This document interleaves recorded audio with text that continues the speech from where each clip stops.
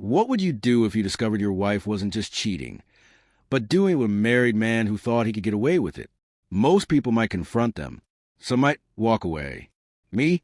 I burned his entire life to the ground and watched his karma tore him apart piece by piece. If you've ever dreamed of watching justice serve on a silver platter, hit that like button, subscribe, and get ready, because this is one of the most cold, calculated, and devastating revenge stories you'll ever hear. Back in the early 2000s, life seemed normal. I had a wife, 2 young kids, and what I thought was a stable family. But something inside me, it was like a gut instinct, kept whispering, something's wrong. It started small. My kids, 4 and 6 at the time, would tell me stories about staying with their grandparents during the day. Now, that might sound normal, except those grandparents lived a full hour and a half away. And apparently, this was happening multiple times a week. That didn't add up. My wife only worked part-time. Why would she be driving that far, that often, unless there was a reason she didn't want me to know about? I confronted her once, casually, asked why she was making so many trips. She brushed it off a vague excuse. But here's the thing. She was a terrible liar. Her voice would get higher, her hands fidgety, her answers too quick. So I decided to test a theory. I started tracking the mileage on her car, quietly, day after day, and sure enough, over 400 extra miles every single week. Something was happening. I just didn't know it yet. The discovery, betrayal in black and white. One afternoon, the proof practically fell into my lap. She left a sticky note by the computer with her AOL password scribbled down, like the universe was daring me. Open the door. And I did.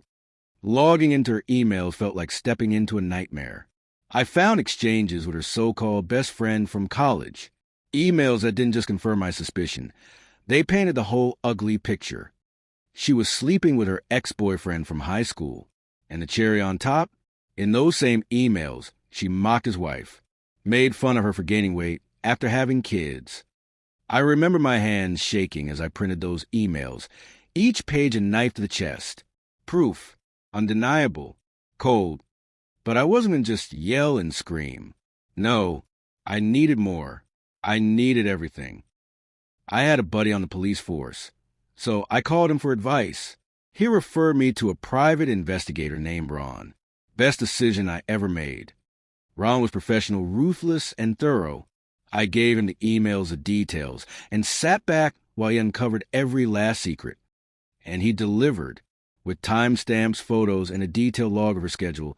I learned it all. She dropped the kids at her parents' house, meet her lover for lunch, then sneak into a cheap, grimy motel for hours. Afterward, she'd pick up the kids like nothing had happened.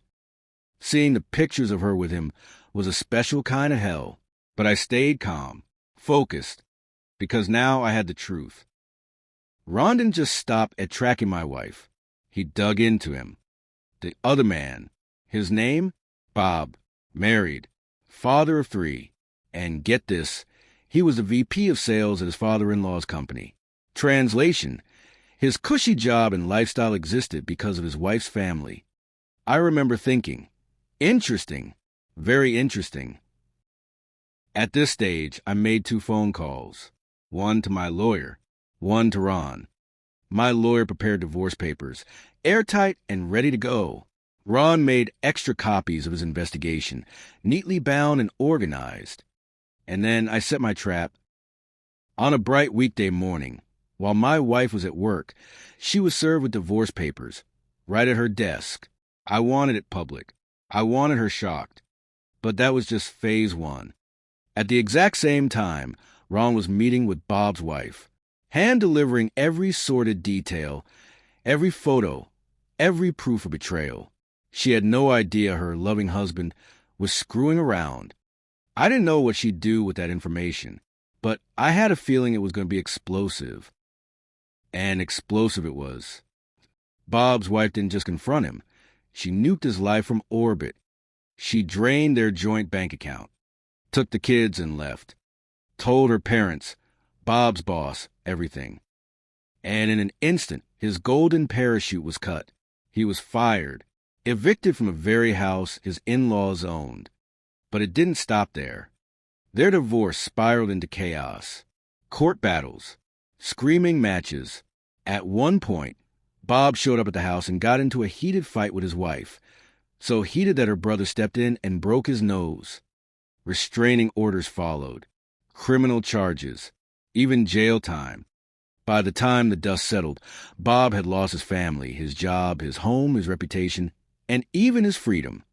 Meanwhile, his ex-wife, she took over her dad's company after he retired, thrived, raised her kids without him. And Bob, he disappeared. Last I heard, he left the state entirely. Erased. As for me, the divorce went through smoothly. I made it clear I would never make my kids suffer the fallout of our mess the way my parents had forced me to.